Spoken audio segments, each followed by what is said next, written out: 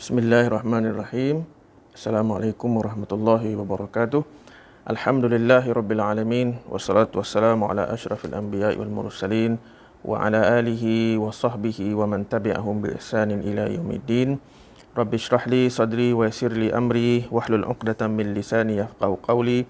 Subhanaka la ilma lana illa ma 'allamtana innaka antal alimul hakim.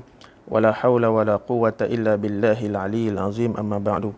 Alhamdulillah, bertemu lagi kita dalam kuliah ilmu usul fiqh, dan ini adalah siri yang ke-41, dan pada malam ini kita masuk tajuk yang baru, iaitu sumber yang kedua sebagai rujukan hukum utama kita, iaitu As-Sunnah An-Nabawiyah. Baik, definisi As-Sunnah.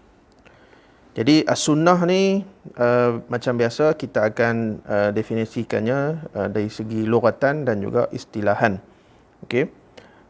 As-sunnatu fil lughah iaitu ibaratun 'anit tariqatil mu'tadah al-muhafaz 'alaiha. Iaitu kebiasaan. Apabila disebut sunnatun, itu bermaksud kebiasaan yang dilakukan oleh seseorang individu, yang mana ia berulang kali melakukan perkara tersebut. Okey, sebagai contoh dalam firman Allah Subhanahu wa taala surah Al-Ahzab ayat 62, sunnatullahi fil ladzina khalau min qabl wa lan tajida li sunnatillahi tabdila.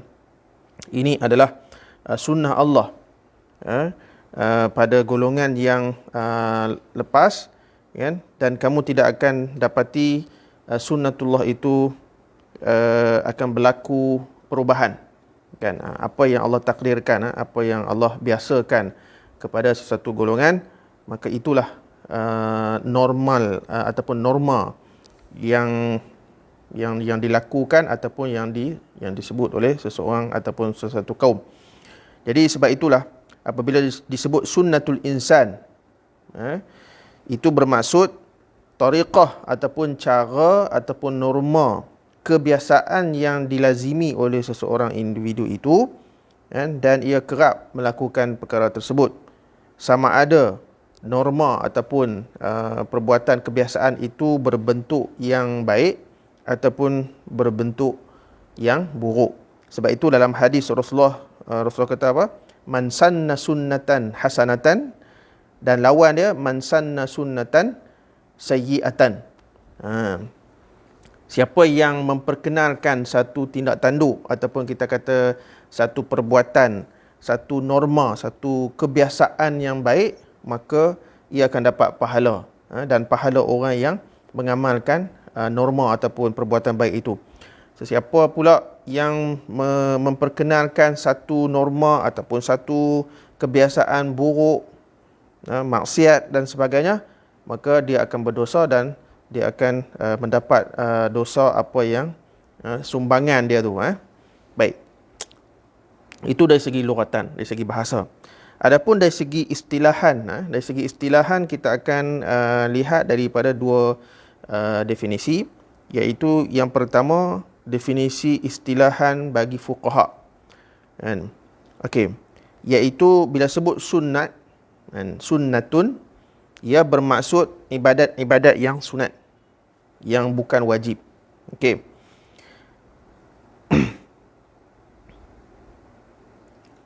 Sebab hukum hakam menurut fiqh, dia ada wajib, dia ada sunat, dia ada haram, dia ada makruh dan juga ada harus. Jadi apabila sebut sunat, jadi sunat ini ataupun sunnah di kalangan para fuqaha, ia bermaksud perkara yang digalakkan buat. Kalau buat dapat pahala, kalau tak buat tak dapat dosa. Itu definisi sunat. Okey. Dan terkadang istilah sunnatun ataupun sunnah ini digunakan untuk memberi maksud lawan kepada perkataan bid'atun ataupun bid'ah. Okey, contoh kalau kita kata fulanun ala sunnatin, kan? Maksudnya individu ataupun orang itu dia mengikut sunnah, dan maksudnya bila kita sebut individu tersebut mengikut sunnah, iaitu bermaksud dia beramal dengan apa yang selari dengan apa yang dibuat ataupun dilakukan oleh Rasulullah SAW. Adapun bila kita sebut fulanun ala bid'ah, kan, fulan itu melakukan bid'ah, maksudnya dia mengamalkan apa yang apa kita panggil berlawanan dengan apa yang Nabi buat. Okey, jadi untuk memahami definisi bid'ah dan juga sunnah menurut fuqaha, itu satu perbahasan yang lain lah. Sebab kita fokus, kita kata perbahasan kita ialah dari sudut ilmu usul fiqh. Baik, itu definisi sunnah ataupun sunat mengikut kacamata fuqaha ataupun ulama fiqh. Adapun bila disebut perkataan as-sunnatu menurut kacamata ataupun definisi ulama usul fiqh, maka ia bermaksud ma sadara 'anin nabi sallallahu alaihi wasallam ghairal Quran, min qaulin aw fi'lin aw taqririn. Apa yang datang, apa yang terbit, apa yang berpunca, apa yang timbul daripada Rasulullah sallallahu alaihi wasallam selain daripada Al-Quran, sama ada berbentuk percakapan ataupun perbuatan ataupun pengakuan. Ini definisi sunnah pada kacamata ulama usul fiqh. Okey, oleh itu dari sudut ini, sunnah yang kita katakan sama ada percakapan ataupun perbuatan ataupun pengakuan yang datang daripada diri Rasulullah sallallahu alaihi wasallam, maka ia akan dianggap sebagai satu sumber hukum ataupun satu dalil daripada dalil-dalil hukum hakam fiqh. Dan sunnah ini juga ialah masdar ataupun kita kata sumber lah, sumber pensyariatan tasyri'. Baik. Jadi apabila kita kata as-sunnatu masdarun lit tasyri', sunnah itu adalah sumber kepada pensyariatan hukum, ataupun kita senang mudah faham kita kata dalil hukum ataupun sumber rujukan hukum. Maka atas dasar apa? Okey. Maksudnya apa dalil kehujahannya? Maka kita katakan sunnah itu sebagai sumber rujukan hukum ini berdasarkan daripada Al-Quranul Karim, hadis, ijma' dan juga dalil akli. Kita akan tengok satu persatu. Yang pertama, firman Allah Subhanahu Wa Taala yang menunjukkan bahawa sunnah ini adalah sumber rujukan hukum yang wajib kita ikuti. Okey. Ini ditegaskan oleh Allah Subhanahu Wa Taala dalam ayat surah An-Najm ayat 3 dan 4, wa ma yantiqu 'anil hawa in huwa illa wahyun yuha. Okey. Sebenarnya banyak dalil-dalil daripada ayat Quran sendiri yang mengatakan bahawa kita katakan perlu mengikut Nabi. Nanti kita akan sebut contoh-contoh lain. Ini asasnya wa ma yantiqu 'anil hawa in huwa illa wahyun yuha, iaitu Nabi ini dia tidak bercakap atas dasar hawa nafsu dia, melainkan percakapannya melainkan percakapan itu berpandukan kepada wahyu yang diwahyukan oleh Allah Subhanahu Wa Taala. Jadi sabda Rasulullah sallallahu alaihi wasallam melalui percakapan baginda hukumnya ataupun kita katakan levelnya seperti Al-Quranul Karim. Sebab itu guru kepada guru saya, iaitu Syekh Abdul Ghani Abdul Khaliq, ketika saya belajar master di Universiti Azhar dulu, tuan guru saya Dr. Al-Ustaz Dr. Jamaluddin Abdul Rahman, yang mengarang kitab Ghayatul Usul ila Daqaiq Ilmi Al-Usul, kan, tok guru dia iaitu Syekh Abdul Ghani Abdul Khaliq, yang menulis buku Hujjatus Sunnah. Kalau kita biasa kita akan kata sumber hukum kita ni yang pertama Quran, yang kedua hadis ataupun sunnah. Tapi kalau Abdul Ghani Abdul Khaliq, kan, dalam kitab dia Hujjatus Sunnah, beliau meletakkan as-sunnah itu sama level dengan Al-Quranul Karim. Kerana apa? Berdasarkan ayat ni lah, wa ma yantiqu anil hawa in huwa illa wahyun yuha. Jadi sebenarnya tidak ada pertembungan ataupun tidak ada ta'arud antara apa yang kita fahami selama ini ataupun setengah penulis ulama kita meletakkan Al-Quran yang pertama, yang kedua As-Sunnah dengan apa yang disebut oleh Syekh Abdul Ghani Abdul Khaliq yang meletakkan sama level. Yang penting Al-Quran sumber hukum, Sunnah juga adalah sumber hukum yang kita wajib ikut. Okey. Jadi faqauluhu sallallahu alaihi wasallam kal Quran. Sabda Rasulullah sallallahu alaihi wasallam itu umpama Al-Quran. Ataupun sama saja macam Al-Quran. Dari sudut apa? Dari sudut sumbernya, iaitu wahyu daripada Allah Subhanahu wa taala. Hanya sahaja sunnah itu diwahyukan secara makna, lafaz daripada Nabi. Adapun ayat Al-Quran, lafaz dan makna daripada Allah Subhanahu wa taala. Itu je beza dia. Kan? Tetapi sumber kedua-dua ini, Quran dan hadis, datangnya daripada Allah Subhanahu wa taala. Okey. Memandangkan Al-Quran wajib kita ikut kerana ia datang daripada Allah.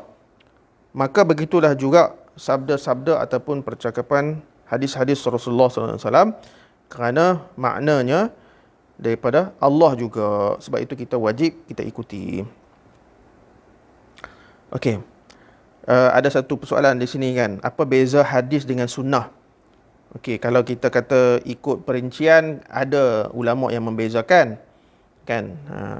Tapi apa kita kata, nak mudah faham, dia sama je sebenarnya kan. Sama ada kita mengatakan sebab ada yang kata hadis ini dia lebih khusus berbentuk percakapan, sunnah ini lebih luas, dia merangkumi kita kata semua tata cara hidup Rasulullah sallallahu alaihi wasallam, cara Nabi makan ke cara Nabi berjalan, itu sunnah kan, dan sebagainya. Dan ada yang kata hadis ni hanya merujuk kepada qauli sahaja kan. Itu kita kata khilaf yang bukan hakiki kan. Tapi bagi kita nak mudah faham, sama ada kita sebut hadis ataupun sunnah adalah perkara yang sama, iaitu apa yang datang daripada Rasulullah sallallahu alaihi wasallam. Tapi tidak dinafikan ada sedikit perbahasan di kalangan para ulama usul yang membezakan antara hadis dan juga sunnah. Okey. Dalil daripada Al-Quran yang lain. Okey. Untuk menunjukkan tentang kehujahan sunnah ataupun hadis ini, di mana Allah Subhanahu wa taala memberikan tugasan al-bayan kepada makna-makna Al-Quran dan juga syarahan kepada hukum hakam yang berbentuk mujmal, yang berbentuk kita kata umum, yang tidak detail kan. Lalu Allah berfirman, wa anzalna ilaika dzikra litubayyana lin-nas ma nuzila ilaihim, surah An-Nahl ayat 44 kan. Dan kami turunkan kepada kamu wahai Muhammad az-zikr, iaitu Al-Quranul Karim. Untuk apa? Litubayyana lin-nas ma nuzila ilaihim, untuk kamu terangkan kepada manusia apa yang diturunkan kepada mereka. Yakni Allah datangkan Rasul dan antara tugas Rasul itu adalah untuk menjelaskan apa yang terkandung dalam Al-Quran. Sebab kalau kita masih ingat perbahasan Al-Quran dulu, Al-Quran ni dia tak boleh dikatakan kebanyakan ayat Al-Quran yang berkaitan dengan hukum hakam, ia datang dalam bentuk prinsip umum. Dia tidak didetailkan, tidak diperincikan. Datanglah hadis menjelaskan, mengecilkan skop, menghadkan skop Al-Quran dan sebagainya. Okey. Oleh itu, penjelasan Al-Quran ini sebagai pelengkap kepada Al-Quran, dan ia penting untuk kita istinbat hukum hakam syarak, dan untuk mengetahui apakah maksud sebenar ayat Al-Quranul Karim. Okey, kalau oleh itu sunnah juga sebagai salah satu dalil kepada hukum hakam fiqh. Dan ada orang tanya, ataupun ada orang mendakwa bahawa kalau gitu Al-Quran ni tak sempurna lah, sehingga memerlukan kepada penjelasan daripada hadis kan. So kita kena kita kata kita kena faham. Sebab itu dalam kuliah-kuliah yang lepas tentang Al-Quran kita dah terang dah kan apa konsep yang ada dalam Al-Quranul Karim dari segi hukum hakam. Dia ada banyak ataupun ada 2-3 step. Antaranya ialah ia datang dalam bentuk prinsip umum. Untuk apa? Untuk kesesuaian zaman dan tempat kan. Dan ada ayat Al-Quran itu yang berbentuk ada perincian yang lebih sikit daripada kategori pertama kan. Dan ada yang lebih detail lagi daripada yang pertama dan yang kedua. Okey.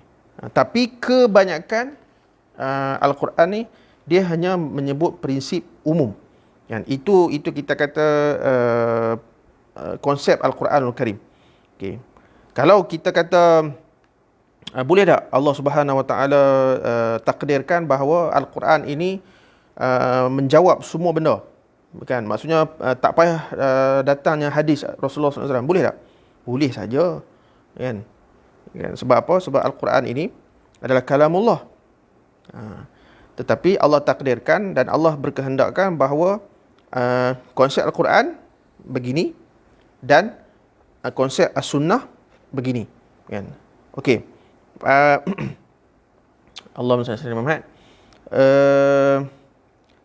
Dan kalau kita katakan Allah tidak takdirkan adanya hadis, kan, makna kata Al-Quran itu bukan 30 juzuk mungkin 3,000 juzuk, mungkin 30,000 juzuk kan. Hak yang 30 juzuk pun kita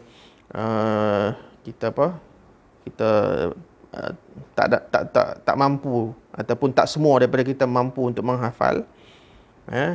Dan kita tidak ada masa pun nak baca Al-Quran 30 juzuk, apatah lagi kalau Al-Quran itu sampai 30,000 juzuk kan. Lagi-lagilah kita mencipta alasan untuk tidak menghafal, untuk tidak membaca Al-Quran itu kan. Jadi sebenarnya ini adalah ketentuan dan takdir daripada Allah Subhanahu Wa Taala kan, di mana Allah datangkan Al-Quran dengan konsep tertentu dan hadis Allah datangkan juga dengan konsep-konsep tertentu. Baik. Dan seperti mana yang kita sebutkan tadi, terdapat banyak lagi ayat-ayat Al-Quran yang menceritakan tentang kehujahan dan wajibnya kita umat Islam untuk menerima pakai as-sunnah, beramal dengan sunnah dan mengikut apa yang ditentukan oleh sunnah yang kita katakan antaranya ialah menjelaskan Al-Quranul Karim. Dan antara lain Ya ayyuhallazina amanu atiullaha wa atiur rasul wa ulil amri minkum. Ini ayat yang famous kita bacalah kan. Wahai orang yang beriman, taatilah Allah, taatilah Rasul dan juga ulil amri, pemerintah di kalangan kamu. Kan, fa in tanaza'tum fi syai'in farudduhu ila Allahi wa Rasul. Kalau kamu bergaduh, kamu berselisih, maka kembalikan kepada asalnya, iaitu kalamullah dan juga kalamur Rasul. Kan. Kemudian may yuti'ir Rasul faqad ata Allah. Siapa yang taat Rasul berarti taat kepada Allah. Kan? Wa ma atakumur rasulu fakhuzuhu wa ma nahakum anhu fantahu. Apa yang Rasul datangkan kepada kamu, ikut, ambil. Kan? Wa ma nahakum anhu fantahu. Kan? Wa ma nahakum anhu fantahu. Apa yang Allah larang, maka tinggalkan. Kan?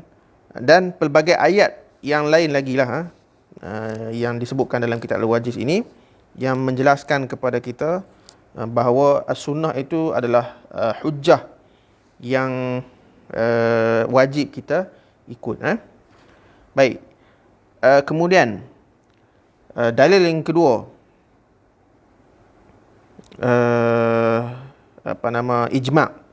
Kan? Sebenarnya dalam hadis sendiri menunjukkan bahawa sunnah itu adalah benda ataupun perkara yang wajib kita ikut, walaupun tidak disebut dalam kitab Al-Wajiz ini. Contoh macam antara hadis yang famous, taraktu fikum amrain, hadis tu, aku tinggalkan kepada kamu dua perkara yang mana kamu tidak akan sesat kalau kamu berpegang kepada dua perkara ini, iaitu yang pertama Al-Quranul Karim dan yang kedua adalah sunnah Rasulullah sallallahu alaihi wasallam. Okey, yang ketiga adalah dalil ijma'. kan. Ijma' pada sejak ulama pada zaman Nabi lagi, selepas kewafatan Nabi sehinggalah sekarang menyatakan bahawa sunnah itu adalah sumber hukum kita. Okay. Dan andai kata terdapat ulama yang menolak, kan, ataupun individu ataupun ada pihak yang menolak hadis Rasulullah SAW, maka penolakan itu tidak diterima. Sebab apa? Sebab telah berlaku ijma' pun. Sebab apabila berlaku ijma', apa-apa dakwaan selepas itu, selepas berlaku ijma', tidak akan diambil kira. Okey. Dan tidak ada tidak ada ulama yang kita kata yang faqih, yang alim, yang menyatakan bahawa kita tidak perlu mengamalkan sunnah, kan. Sebab dia ada golongan yang dipanggil Jama'atul Quran, kan. Tidak lama dulu kan kita ada grup yang menyatakan bahawa kita hanya nak pakai Quran sahaja. Kita tak mau pakai hadis sebab katanya hadis ni terlalu banyak dan dari segi kesahihan, keaslian hadis tu tidak dapat kita buktikan dan sebagainya. Sebab kalau kita rujuk kepada disiplin pengajian ilmu hadis, ilmu sufik, sebenarnya yang dikatakan even yang dikatakan hadis ahad, kan, hadis yang tidak diriwayatkan oleh ramai perawi itu pun boleh diterima pakai, kerana dia ada hujah-hujah dia, kan, sama ada daripada Al-Quran sendiri, daripada hadis sendiri, dan juga daripada dalil akli, kan. So kalau kita merujuk kepada perbahasan ilmu hadis dan ilmu sufik tu, tidak ada isu dan insya-Allah kita faham. Okey. Ada yang ada soalan. Ada ulama yang membahagikan antara sunnah tasyri'iyah dan juga ghair tasyri'iyah. Okey, sebenarnya perbuatan Nabi ataupun yang dipanggil tasarrufatun Nabi ataupun af'alun Nabi. Dan kita bahaskan, kita tu maksudnya para ulama kita bahaskan daripada pelbagai sudut, kan. Ada yang memperincikan dari sudut kita katakan yang itulah tasyri'iyah dengan ghair tasyri'iyah, kan. Ada yang melihat, kita kata sekiranya perbuatan itu dilazimi oleh Rasulullah SAW, kan. Dan kadang-kadang kita dapati Rasulullah selalu buat dan jarang sangat tinggal. Kalau tinggal pun mungkin sekali dua ataupun atas reason ataupun atas sebab yang tertentu sahaja, kan. Waktu lain Rasulullah buat. Dan ada perbuatan yang Rasulullah kadang-kadang buat, kadang-kadang tidak buat, kan. Itu nak menunjukkan tahap kesunatan sesuatu perbuatan itu ataupun wajibnya sesuatu perbuatan itu, kan. Dan ada juga ulama yang membahaskan perbuatan Nabi itu dari sudut kekhususan, kan. Ada benda yang hanya khususiat kepada Nabi sahaja. Okey. Dan ada juga yang ulama bahaskan tasarrufat ataupun af'alun Nabi ni dari sudut tiga kategori yang disebut tasarrufatun Nabi bil imamah, tasarrufatun Nabi bil qada, dan juga tasarrufatun Nabi bi at-tabligh. Dan tabligh itu pula yang kita selalu faham, itulah yang kategori tasyri'iyah itu. Okey. Dan saya nak menarik perhatian kepada tuan-tuan dan perempuan ataupun mereka yang mengikuti kelas ini, perbahasan tentang tasarrufatun Nabi bil imamah, tasarrufatun Nabi bil qada, dan juga tasarrufatun Nabi bil tabligh ini adalah satu perbahasan yang jarang-jarang kita bincangkan, kan. Tetapi bagi saya amat penting dan amat bagus sekali untuk kita faham. Sebab kita faham bahawa apa yang Rasulullah SAW buat, maka itulah yang kita kena buat. Okey.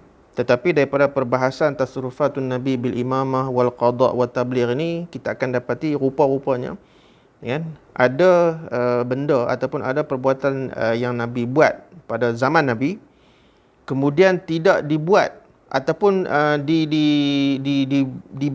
diperbezakan, kan. Maksudnya senang nak faham macam inilah. Nabi buat lain pada zaman Nabi, sahabat buat lain pada zaman Nabi. Dan pada zaman sekarang, sama ada fuqaha ataupun pemimpin boleh berbeza dengan apa yang Nabi buat. Kita terkejut, boleh ke kan? Boleh tak boleh itu yang kita kena ikuti perbahasan tasarrufatun Nabi bil imamah wat tabligh wal qada. Okey. Dan antara ulama yang banyak membahaskan tajuk tasarrufatun Nabi bil imamah wal qada wat tabligh ni, contoh macam Al-Qarafi, Imam Al-Qarafi dalam kitabnya Al-Furuq dan juga kitab Al-Ihkam fi Tamyiz Al-Fatawa wal Ahkam. Kemudian kalau yang ulama moden ni antaranya Syekh Al-Buti sendiri, Syekh Muhammad Sa'id Ramadan Al-Buti dalam kitab dia Dawabitul Maslahah. Yusuf Qaradawi pun ada sebut. Kemudian dalam tesis PhD Ana pun Ana ada kaji sikit lah, tak banyak tapi ada sentuh sikit lah berkenaan dengan poin tersebut. Dan mungkin saya boleh mencadangkan supaya anda membaca kitab ataupun buku tulisan Dr. Sa'duddin Al-Uthmani, kan.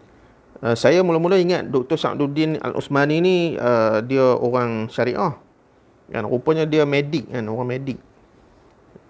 Yang setahu saya lah, kan, dia adalah doktor perubatan, tetapi menulis tentang tasarrufatun Nabi bil imamah wa tabligh wal qada ni. Menarik buku dia tu, kan. Okey, sebab tu kan soalan yang ditanyakan ni tanya pasal sunnah tasyri'iyah dengan ghair tasyri'iyah, kan. Itu yang kita katakan ada perbuatan Nabi yang wajib kita ikut ataupun digalakkan kita ikut, dan ada yang tak wajib pun. Contoh macam cara Nabi tidur, cara Nabi makan, cara Nabi berjalan, itu adalah berbentuk yang dipanggil sifat jibiliyah ataupun sifat kemanusiaan. Perbuatan-perbuatan ini sebenarnya tak wajib kita ikut. Kalau siapa tak ikut tak berdosa pun, kan. Cuma, kan, jangan salah faham, bukan bermaksud tak wajib ikut tu tak perlu ikut, kan. Dari segi hukum dia tak wajib ikut, tetapi kalau kita nak dapatkan pahala sunnah, kan, maka kita boleh berniat, cara kita tidur, cara kita makan, kita boleh niat untuk kita ikut perbuatan Nabi dan insya-Allah kita akan dapat pahala. Dan kalau kita buat sebiji macam Nabi buat tanpa ada niat apa-apa, kita tak dapat apa, sebab perbuatan tu adalah harus. Sebab perbuatan kemanusiaan dipanggil af'al jibiliyah, kan, yang dikatakan ghair tasyri'iyah itu.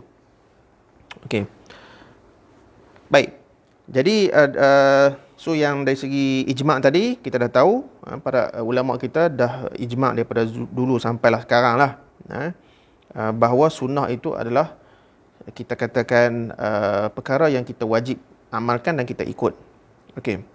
Dan slogan merujuk kepada Quran dan hadis, marilah kita berpegang kepada Quran dan hadis, itu adalah slogan yang betul, namun perlu difahami menurut pemahaman yang betul. Sebab kita tak nak pemahaman Al-Quranul Karim dan juga hadis-hadis Rasulullah sallallahu alaihi wasallam itu berdasarkan yang dikatakan yang paling naya ikut terjemahan, kan. Dia ikut terjemahan sahaja, ataupun yang kita katakan secara literal ataupun zahiri. Okey. Sebab untuk istinbat hukum ni, kan, dia ada kita panggil disiplin ilmu dan disiplin istinbat hukum, kaedah istinbat hukum yang memang kita belajar daripada ilmu usul fiqh. Sebab itu saya bawa pengajian ilmu usul fiqh ni kepada orang awam, kepada para pelajar, kepada asatizah, untuk sama-sama kita berdiskusi bagaimana kita nak memahami yang dikatakan slogan merujuk kepada Quran dan Sunnah. Adakah kita merujuk kepada terjemahan dan kaedah literal sahaja ataupun bagaimana? Senang jawab bukan macam tu.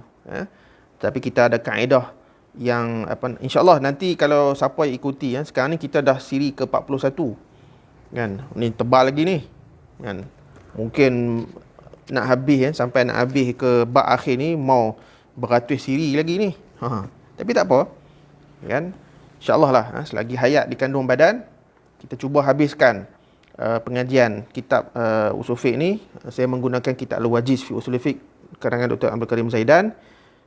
Kenapa? Sebab yang pertamanya macam itu saya dah bagi tahu dah, ini kitab yang biasa saya duk mengaji kan. Kemudian kitab moden ini bahasa dia mudah dan susunan dia tu pun kita panggil agak teratur dan mudah difahami. Itu yang ni. Sebab itu banyak kali yang orang tanya kan, macam mana nak kuasai ataupun macam mana nak fahami ilmu usul fiqh dengan mudah kan. Yang pertama saya kata, nak mudah faham, baca kitab ataupun baca buku pengantar usul fiqh yang saya karang, yang saya tulis tu kan. Boleh Google ataupun boleh tengok dalam Shopee, pengantar usul fiqh. Itu buku usul fiqh yang dalam bahasa Melayu kan. Yang mana saya karang ataupun saya tulis buku tu, kita katakan memberi contoh-contoh yang realiti kat Malaysia kan. Saya tak ikut 100% apa yang penulis-penulis Arab buat sebab mereka ni orang Arab, hidup dalam dunia Arab. Jadi contoh-contoh pun mereka memberi contoh-contoh klasik yang ada dalam kitab-kitab usul fiqh kan. Okey, untuk dalam buku pengantar usul fiqh saya tu, kalau contoh macam tajuk Quran, sunnah, ijma' qiyas tu memang nak bagi contoh ni sebab itu adalah dalil kan. Yang saya maksudkan tadi contoh-contoh realiti Malaysia tu lebih kepada sumber-sumber tambahan seperti uruf, maslahah mursalah dan sebagainya. Itu yang saya bagi contoh Malaysia kan. Okey, dan yang terakhir dalil penghujahan tentang sunnah ataupun hadis Rasulullah sallallahu alaihi wasallam kan. Ini dalil akli lah. Secara logiknya, okey, Nabi Muhammad itu adalah Rasulullah. Makna Rasul ialah penyampai wahyu daripada Allah Subhanahu Wa Taala.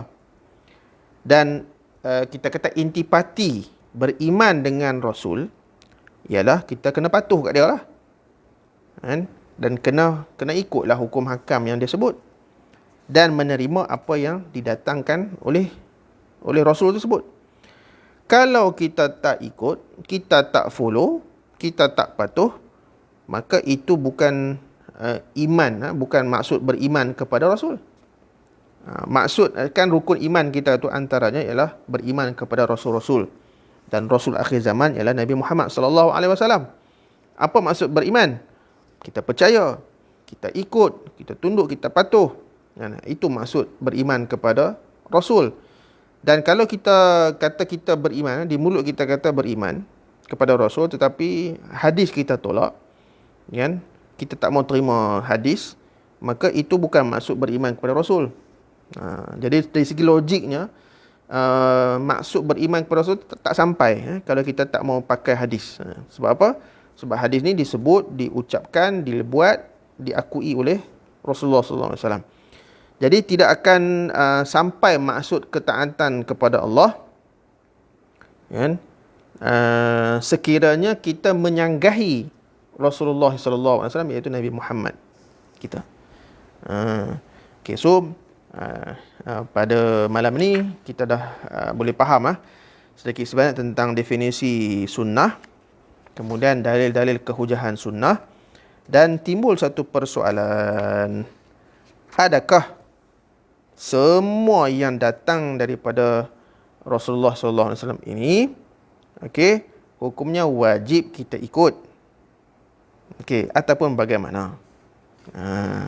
Itu persoalan dia.